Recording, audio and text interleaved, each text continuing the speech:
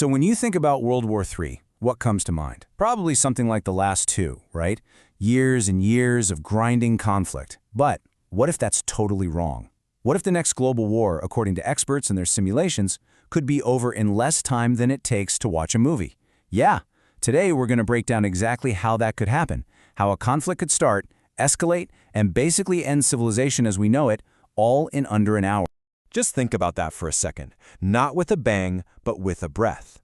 We're all conditioned to expect sirens, explosions, the loud stuff, to tell us a war has begun. But the first move in World War III, it might be completely silent. It might not be a missile lighting up a radar screen. It could be something far more sinister, spreading across the entire planet before anyone even knows the war has begun. Okay, so let's get into it. Section 1, a war without warning. And that's the truly terrifying part, right?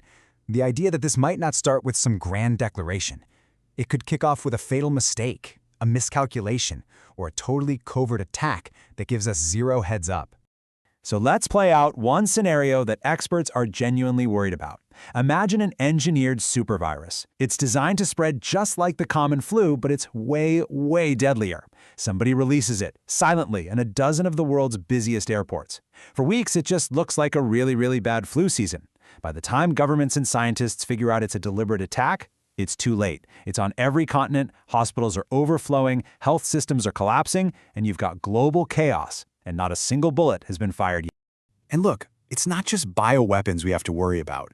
The world today is kind of like a powder keg, with sparks flying everywhere. You could have a simple miscalculation, two warships getting a little too close near Taiwan, or what about a so-called limited tactical nuke being used in Europe that, well, doesn't stay limited for long?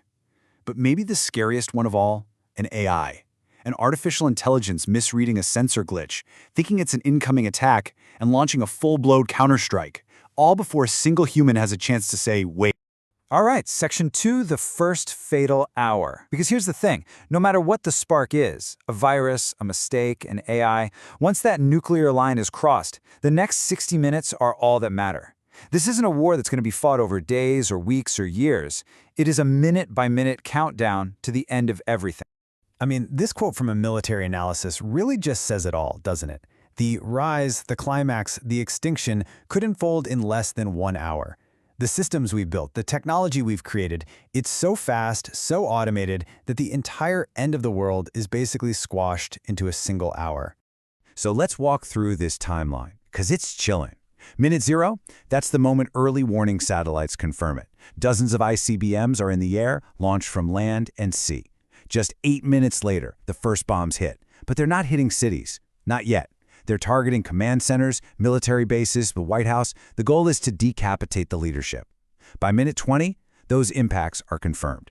And that's it. Retaliation is ordered. That is the point of no return. At minute 30, hundreds more warheads are detonating. Some are exploding high in the atmosphere, creating a massive electromagnetic pulse, an EMP, that just fries power grids and electronics across whole continents. And by minute 60, it's pretty much over. The main exchange is done, global communication is gone, satellites are destroyed, the world we knew just ceased to exist. So you got to be asking yourself, how is this even possible? How can everything happen so fast? Well, that brings us to Section 3, the Doomsday Arsenal. It all comes down to the technology. Let's take a look at the actual weapons that make this 1-hour apocalypse a terrifying reality. Okay, so the big strategy for nuclear powers is something called the nuclear triad. Basically, it's having weapons in 3 different places, land, sea, and air, so you can always strike back. On land, you've got missiles like the American Minuteman III, just sitting in silos, ready to launch in minutes. Then there's the sea, the silent service. Submarines carrying Trident missiles, totally undetectable, they're the ultimate insurance policy. And now, the game is changing again. You have things like Russia's new Sarmat missile, which can carry a massive payload of over 10 warheads. And then there's the new nightmare, hypersonic missiles that fly so ridiculously fast, we're talking Mach 10 plus, that they can evade pretty much any defense system we have.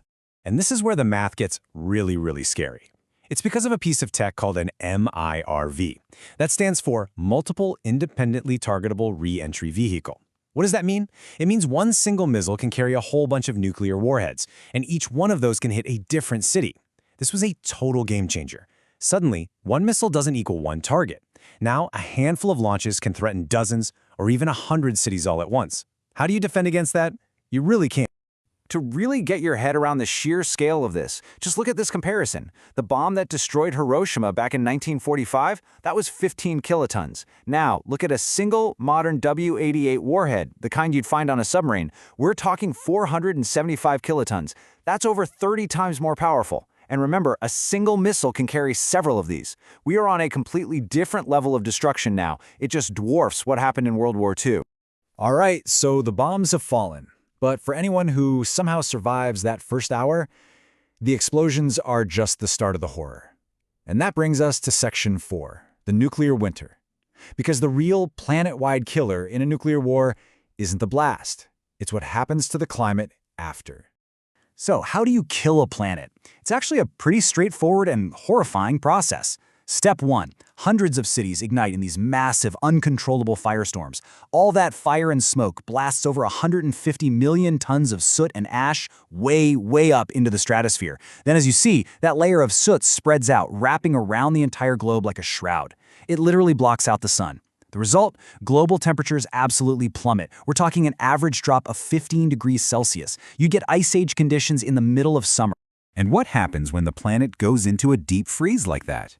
Well, agriculture completely fails, worldwide. And the famine that follows, scientific studies estimate it could kill over 5 billion people. Let me be really clear about this. That's not from the bombs. That's from the starvation that follows the bombs.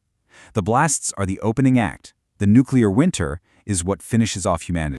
I mean, it's an unbelievably grim picture to even imagine.